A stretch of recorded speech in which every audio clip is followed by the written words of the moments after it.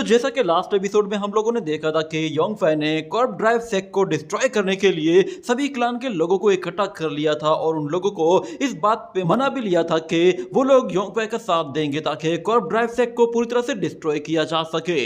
जिसके बाद वो लोग रात के अंधेरे में छुपकर कॉर्प ड्राइव सेक में जैसे ही जाते हैं तो वो लोग वहां पर पहले ही ग्रैंड एरे को डिस्ट्रॉय करने के लिए लोगों को चुन चुन कर मारते हैं और उन एरेस तक पहुंच जाते हैं। और हम लोगों ने वहां पर चू किंगडम के दो एल्डर्स को भी देखा था जो कि 6 रैंकिंग के वॉरियर्स थे।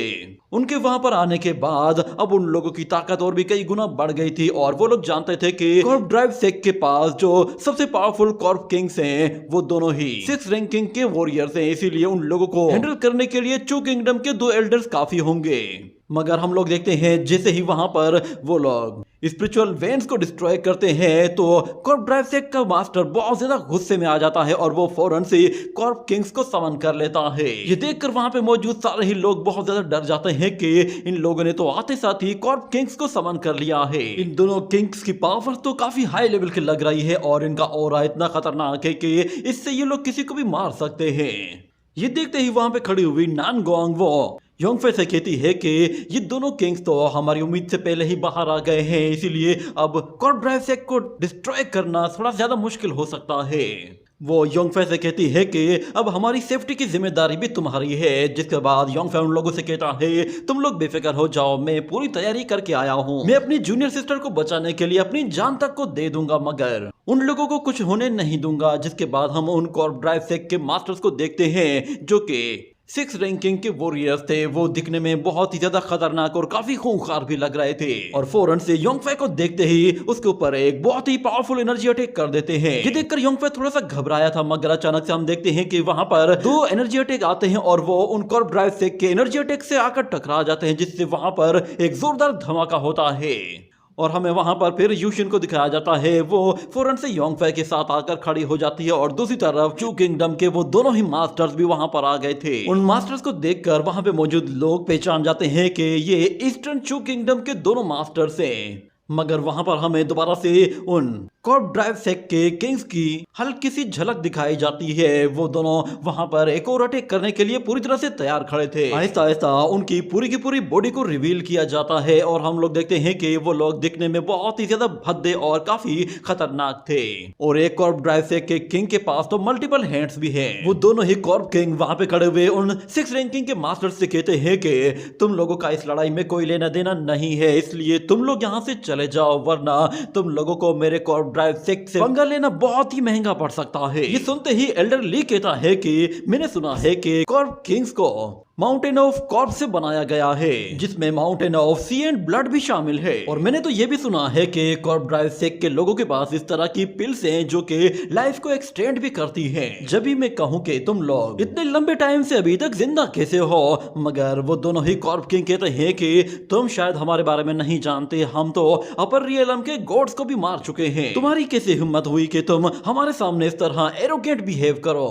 शायद तुम लोगों को अब थोड़ी सी तमीज सिखानी पड़ेगी। ये कहने के बाद वो दोनों ही मास्टर्स एक साथ मिलकर नीचे खड़े हुए सारे ही लोगों पर एनर्जी अटैक्स की बौछार कर देते हैं। मगर हमें दिखाया जाता है कि ईस्टर्न चू किंगडम के वो दोनों ही मास्टर्स फौरन से उन लोगों के सामने बहुत बड़ा एनर्जी डोमेन बनाकर सब लोगों को प्रोटेक्ट करते हैं। और यहाँ पर एल्डर ली जेंग वो एल्डर ली से कहता है कि अच्छा तो ये लोग ये कह रहे हैं कि इन लोगों ने अपर रियलम के गॉड्स को भी मारा है। मैंने तो ये भी सुना है कि एक कॉर्प किंग वो तो हेवन असेंशन के लिए कामयाब हो गया था और अपर रियलम में चला गया था। शायद ये वही मॉन्स्टर है जो कि हेवन से वापस आ गया है।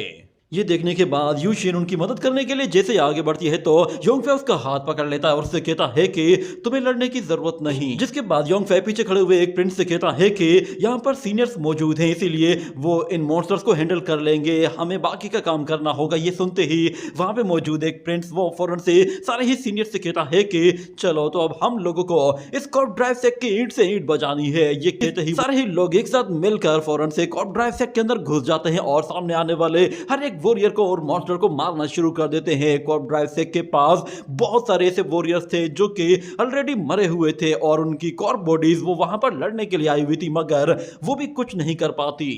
जिसके बाद हम लोग यहाँ पर एल्डर लिu ज़ेंग को देखते हैं, वो अपनी सोर्ड टेक्निक को यूज करता है जिसके जरिए वो 1000 सोर्ड एक साथ ही उस कॉर्प किंग की तरफ थ्रो कर देता है।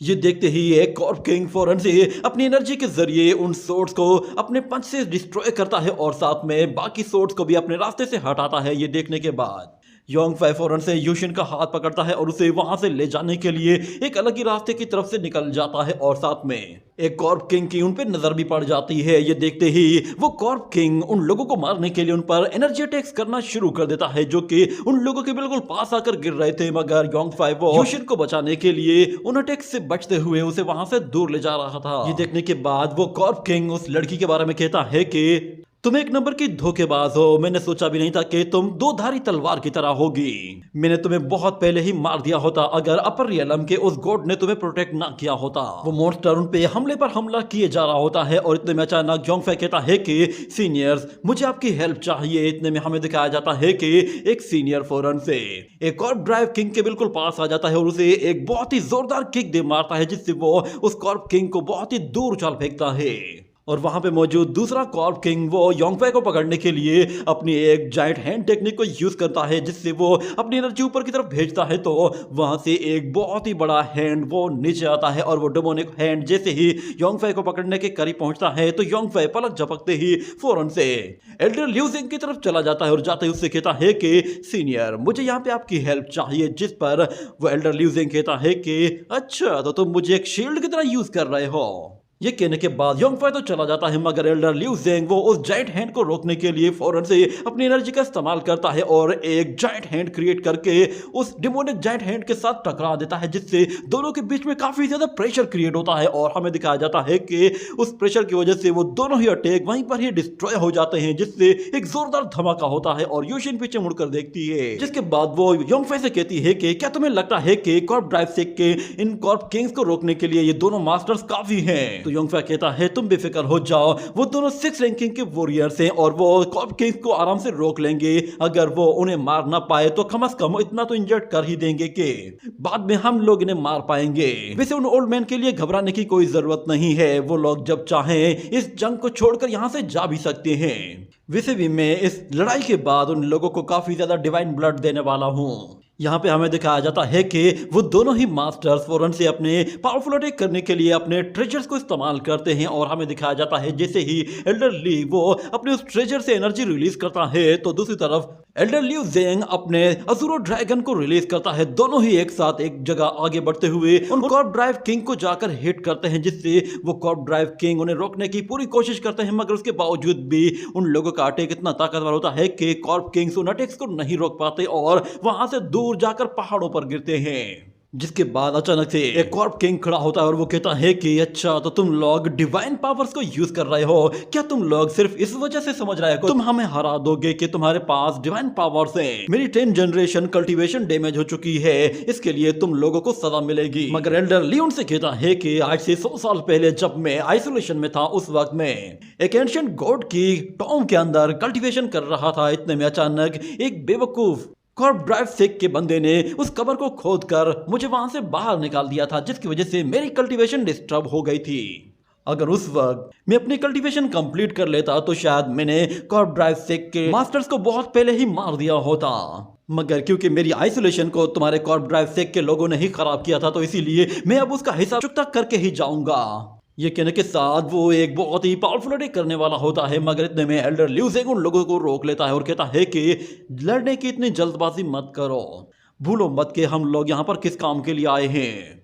ये कहते ही वो लोग फौरन से उन कॉर्प किंग्स को छोड़कर वहां से जाने लगते हैं और यहाँ पे हमें योंग फाई को दिखाया जाता है। अचानक से युआन लॉन्ग वो भी वहां पर आ पहुंचता है और वो योंग फाई को यूशिन के साथ देखता है तो वो उस पर हंसते हुए कहता है कि अरे वाह तुम तो बड़े खिलाड़ी निकले, हमें बिछड़े हुए सिर्फ कुछ दिन हुए हैं और तुमने देखो एक नई लड़की पटा ली है। मगर जैसे ही युआन लॉन्ग यूशिन को देखता है तो उसकी आवाज कांपने लगती है और वो कहता है कि ये तो यूशिन है, ये कैसे हो सकता है?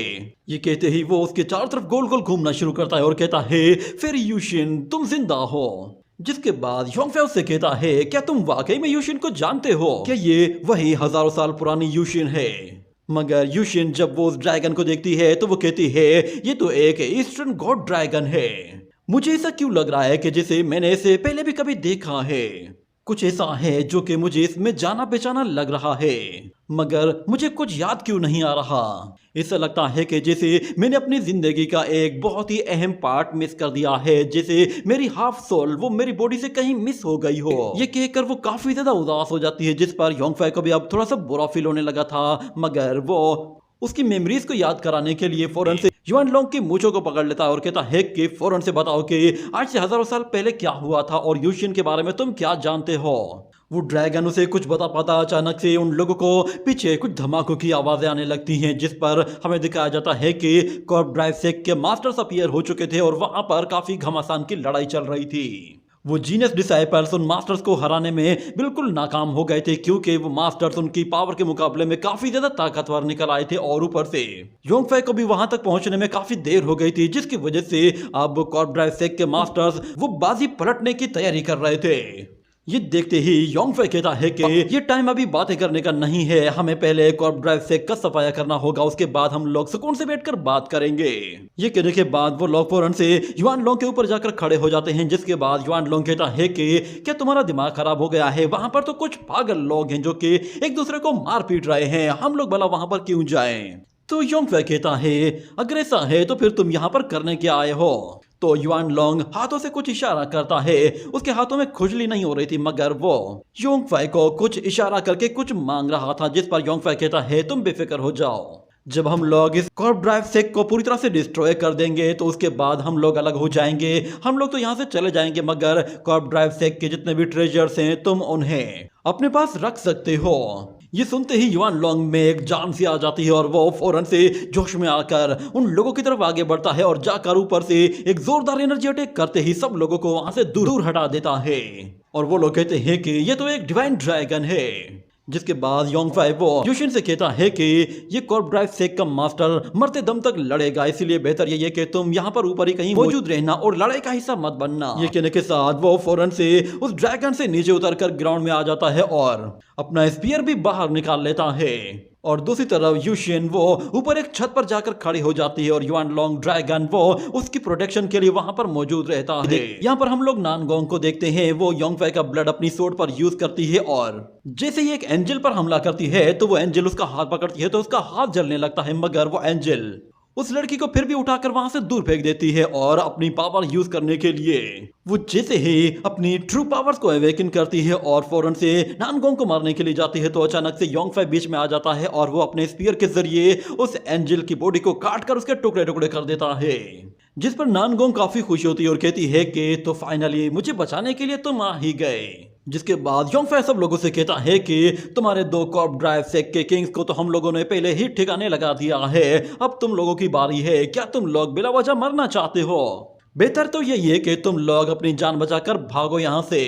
ये सुनते ही वो लोग अपनी जान बचाकर वहां से भागने लगते हैं, मगर अचानक से हमें दिखाया जाता है शाओलिन टेम्पल का वो मॉन्क उन लोगों के सामने आ जाता है और कहता है कि भागने से बेहतर है कि सरेंडर कर दो। ये कहने के साथ वो अपनी बुद्धा पावर को यूज करते हुए बुद्धा हैंड्स को यूज करता है, जिसके साथ वो उन लोगों को चुन चुन कर मारना शुरू कर देता है। और एक बंदा तो रुक कर उनसे माफी मांगता है और कहता है कि प्लीज मुझे छोड़ दो, मगर वो मॉन्क उससे कहता है कि सुनो दोस्त, मैं तुम्हें तुम्हारे सीनियर्स के पास भेज रहा हूँ। ये कहने के साथ वो मॉन्क उसे भी मार डालता है, जिसकी वजह से वहां पे सारे ही लोगों का सफाया हो जाता है। अचानक से हमें फिर वहां पर योंगफै के एक और दुश्मन को दिखाया जाता है, जो कि वहां पर योंगफै का ही साथ दे रहा था और कॉर्प ड्राइव सेक के यंग मास्टर को वो होल्ड करते हुए कहता है कि मुझे तुम जैसे लोगों से नफरत है।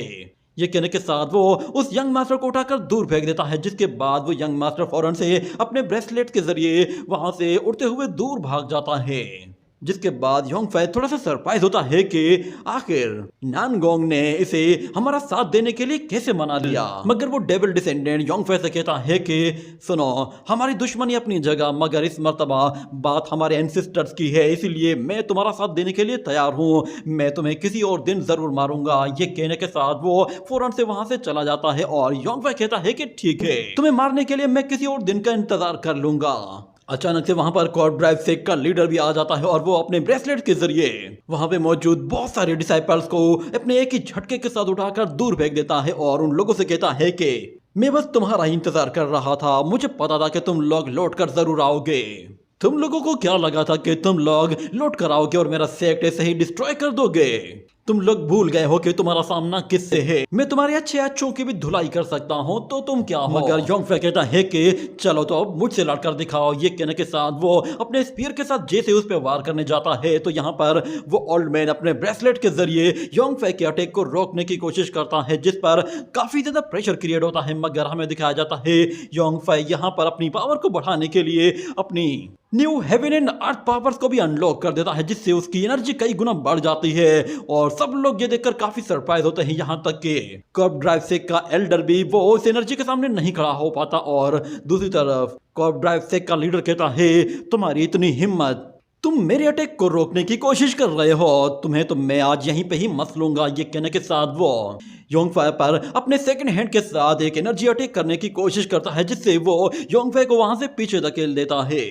मगर योंगफे उससे डरने वाला नहीं था। वो कहता है कि चलो अब तुम पर ये पावर आजमाने का वक्त आ गया है। ये कहने के साथ योंगफे फौरन से heaven and earth destroying hand technique को यूज करता है, जिससे एक ग्रेट जायंट हैंड उस मास्टर की तरफ आगे बढ़ता है। तो वो उसे रोकने के लिए अपने दोनों हाथों को सामने ले आता है, मगर वो हैंड तो अचानक से गायब हो गया था, जिस पर वो मास्टर भी हैरान हो जाता है। मगर जिसे वो ऊपर देखता है तो वो जायंट हैंड बिल्कुल ऊपर से आकर उसके ऊपर गिरता है, जिससे वहां पर एक जोरदार एनर्जी प्रेशर रिलीज होता है और योंगफे मल्टीपल हैंड्स को फिर यूज करना शुरू कर देता है, जिससे वो उस कर्ब ड्राइव सेक मास्टर के ऊपर इतना प्रेशर बनाता है कि वो उसे वहीं पर ही जमीन में गाड़ देता है। और उसकी हालत देखकर उसके जूनियर्स भी बिल्कुल बिल्कुल चौंक गए थे।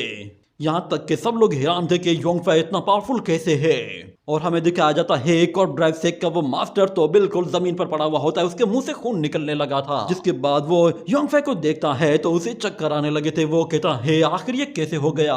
मेरा कर्ब ड्राइव सेक वो तो अभी ही ओपन हुआ था और ये उसे अभी से ही डिस्ट्रॉय करने लगा है।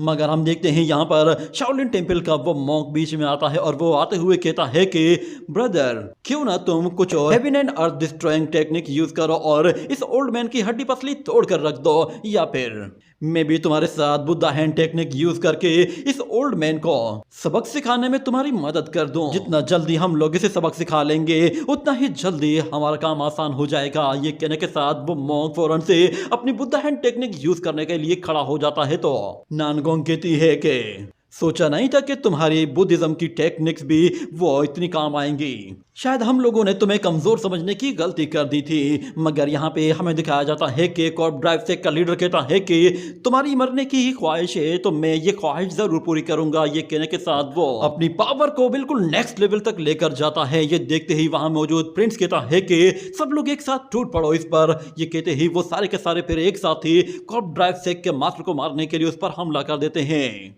जिसके बाद वहां पे कर्ब सेक का एक और मास्टर होता है, वो अपने सेक लीडर को बचाने के लिए आगे बढ़ता है तो योंगफे वो उसका रास्ता रोकता है और उसे एक इतना जोर का पंच मारता है कि उस एल्डर को भी दिन में तारे नजर आ जाते हैं। जिसके बाद ये सीन यहीं पे ही कट हो जाता है। अगले सीन में हम दोबारा से ईस्टर्न चू किंगडम के मास्टर्स को देखते हैं। वो कर्ब ड्राइव सेक के उन किंग्स को छोड़कर वहां से भाग रहे थे, मगर वो कर्ब किंग्स उन पर पीछे से एनर्जी अटैक करते हुए उन्हें रोकने की कोशिश कर रहे थे, जिसका कोई फायदा नहीं हो रहा था क्योंकि वो दोनों ही मास्टर्स काफी पावरफुल और काफी स्पीड के साथ जा रहे थे। यहाँ पर एल्डर ली ज़ेंग कहता है कि तुम्हें नहीं लगता कि इस तरह भागना काफी ज्यादा खतरनाक हो सकता है, क्योंकि जिस डायरेक्शन की तरफ हम लोग जा रहे हैं वहां पर खतरा और भी ज्यादा है। मगर एल्डर ली ज़ेंग कहता है कि तुम हमेशा खतरे से बचने के लिए ये टेक्निक यूज नहीं करते। तो एल्डर ली ज़ेंग कहता है ऐसा ही है तो फिर चलो ये टेक्निक यूज कर ही लेते हैं। वो लोग असल में यहाँ पर यूशिन की पावर को यूज करना चाहते थे। जिसके बाद एल्डर ली ज़ेंग कहता है कि वो लड़की तो बिल्कुल बेकार में यहाँ पे खड़ी हुई है, क्यों ना उसकी ही पावर को यूज किया जाए।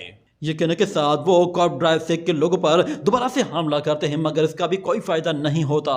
वो जानबूझकर उन कर्ब किंग्स को उकसा रहे थे कि वो उनका पीछा करें। जिसके साथ ये सीन यहीं कट हो जाता है और अगले सीन में हम लोग दोबारा से योंगफे को देखते हैं। उसने कर्ब ड्राइव सेक के एक एल्डर को पकड़ा हुआ होता है और वो गुस्से में उससे कहता है, बताओ आखिर तुम लोगों ने यूशिन को कहाँ देखा था और तुम लोगों को वो कहाँ से मिली? तो वो एल्डर कुछ भी नहीं बताता। योंगफे उसे जमीन पर दे मारता है और उससे फिर से कहता है कि बताओ आखिर तुम्हें यूशिन कहाँ मिली थी और तुम लोगों ने उसे कर्ब किंग बॉडी में कन्वर्ट क्यों किया है?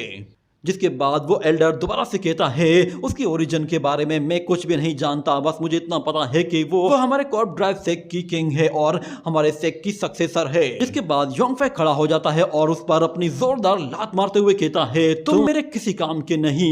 ये कहने के साथ वो उसे वहीं जमीन में गाड़ देता है। मगर यहाँ पर यूशिन पीछे पलटकर देखती है तो वो उन कॉर्प किंग्स को और उन दोनों मास्टर्स को देखती है, वो दोनों ही उसी तरफ आ रहे थे। जिसके बाद वो योंगफे को बताती है कि ये लोग यहाँ पहुंच चुके हैं और वहां मौजूद जितने भी लोग होते हैं वो सारे देखते हैं कि कॉर्प किंग्स वो उन लोगों की तरफ आ रहे हैं, तो वो लोग थोड़ा सा घबरा जाते हैं। इतने में एक कॉर्प किंग वो एल्डर लिu ज़ेंग पर जैसे पीछे से आकर हमला करता है तो एल्डर लिu ज़ेंग वो उसके अटैक को डॉज करते हुए एक हैंड को वहीं पे ही रोक देता है और वो किंग कहता है कि आखिर तुम्हें वो डिवाइन ब्लड क्यों चाहिए, तुम अब भी उसे क्यों हासिल करना चाहते हो। इतने में हमें दिखाया जाता है वो एल्डर फौरन से डिवाइन ब्लड पावर को यूज करते हुए जैसे ही उस कॉर्प किंग को पंच मारता है तो वो कॉर्प किंग वहां से काफी दूर चला जाता है।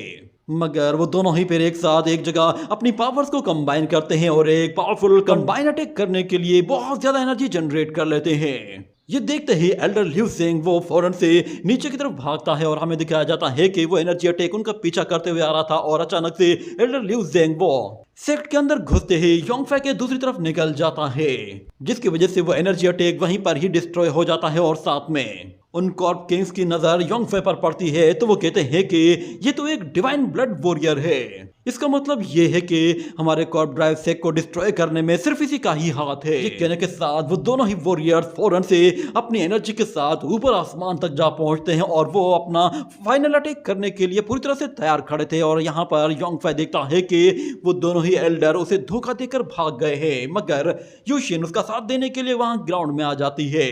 पर योंगफे वो उसे लड़वाना नहीं चाहता था, ना ही उसकी पावर्स को यूज करना चाहता था, तो इसीलिए वो खुद लड़ने के लिए सामने आ जाता है और कहता है कि अगर ये सही है तो फिर आ जाओ तुम लोग।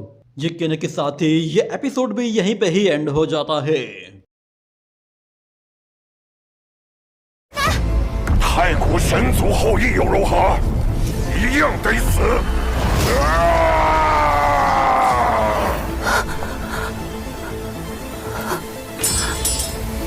我终于回来了。